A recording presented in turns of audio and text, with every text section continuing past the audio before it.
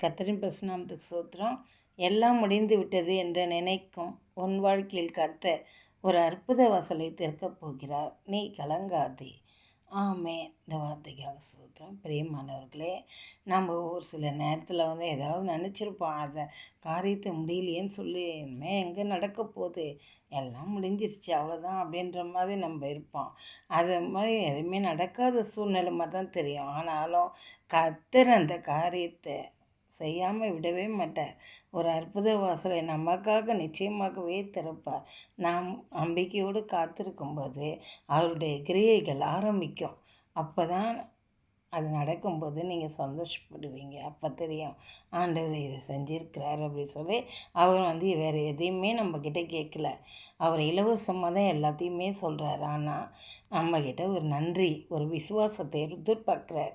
ஆண்டவரே உமக்கு நன்றிப்பா அப்படின்னு நம்ம சொல்லும்போது அவர் சந்தோஷப்படுறார். சூத்திரம். பிரியமானவருக்கு அப்படி செய்து ஆசீர்வாதத்தை பெற்றுக்கொள்ளுங்கள். ஆமென், ஆமென்.